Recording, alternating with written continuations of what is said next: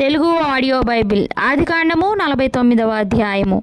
యాకోబు తన కుమారులను పిలిపించి ఇట్లనెను, మీరు కూడి రండి, అంత్యదినములలో మీకు సంభవింపబో సంగతులను మీకు తెలియజేసేదను. యాకోబు కుమారులారా, కూడి వచ్చి ఆలకించుడి, మీ తండ్రి అయిన ఇశ్రాయేలు మాట వినుడి. రూబేను, నీవు నా పెద్ద కుమారుడువు, నా శక్తియు నా బలము యొక్క ప్రథమ ఫలమును, ఔన్నత్యాతిశయమును బలాతిశయమును నీవే. నీళ్ల వలె చంచలుడివై నీవు అతిశయం పొందవు. నీ తండ్రి మంచం మీదకెక్కితివి, దాన్ని అపవిత్రము చేసితివి. అతడు నా మంచం మీదకెక్కెను. షిమ్యోను, లేవి అనువారు సహోదరులు. వారి ఖడ్గములు బలాత్కారపు ఆయుధములు. నా ప్రాణమా, వారి ఆలోచనలలో చేరవద్దు. నా ఘనమా, వారి సంఘముతో కలుసుకొనవద్దు. వారు కోపము వచ్చి మనుషులను చంపిరి, తమ స్వేచ్ఛ చేత ఎద్దుల గుదికాలి నరములను తెగగొట్టిరి. వారి కోపము వేండ్రమైనది, వారి ఉగ్రతయు కఠినమైనది. అవి శపింపబడును. యాకోబులో వారిని విభజించెదను, ఇశ్రాయేలులో వారిని చెదరగొట్టెదను. యూదా, నీ సహోదరులు నిన్ను స్తుతించెదరు. నీ చెయ్యి నీ శత్రువుల మెడ మీద ఉండును. నీ తండ్రి కుమారులు నీ ఎదుట సాగిలపడుదురు. యూదా కొదమ సింహము, నా కుమారుడా, నీవు పట్టిన దాన్ని తినివచ్చితివి. సింహము వలెను, గర్జించు ఆడు సింహము వలెను అతడు కాళ్ళు ముడుచుకొని పండుకొనెను. అతని లేపువాడెవడు?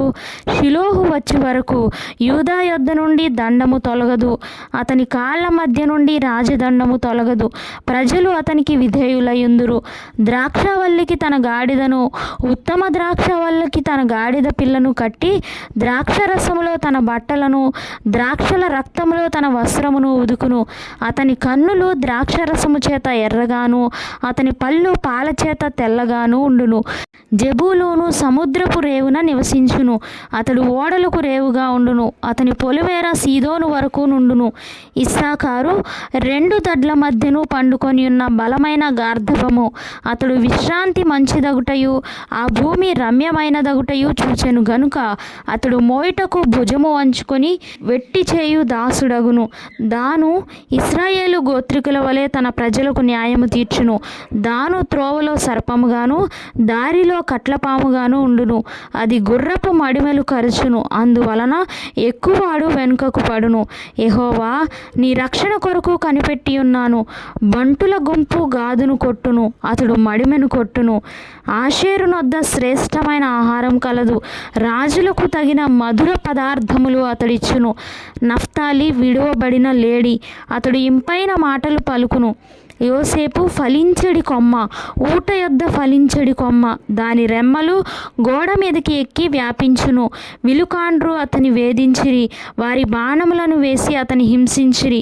యాకోబు కొలుచు పరాక్రమశాలి అయిన వాని హస్త బలము వలన అతని విల్లు బలమైనదగును.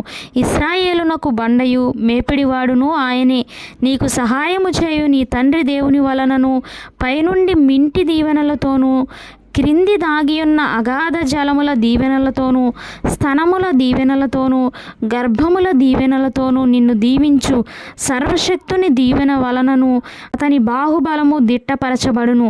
నీ తండ్రి దీవెనలు నా పూర్వీకుల దీవెనలపైని చిరకాల పర్వతముల కంటే హెచ్చుగా ప్రబలమగును. అవి యోసేపు తల మీదను, తన సహోదరుల నుండి వేరుపరచబడిన వాని నడినెత్తి మీదను ఉండును.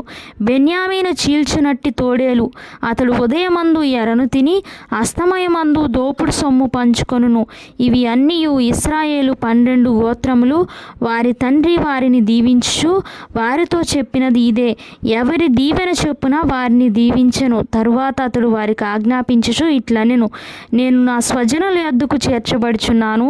హిత్తీయుడైన ఎఫ్రోను భూమి అందున్న గుహలో నా తండ్రుల యొద్ద నన్ను పాతిపెట్టుడి.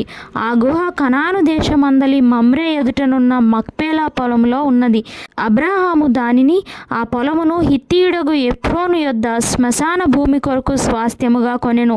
అక్కడనే వారు అబ్రాహామును, అతని భార్య అయిన శారాను పాతిపెట్టిరి.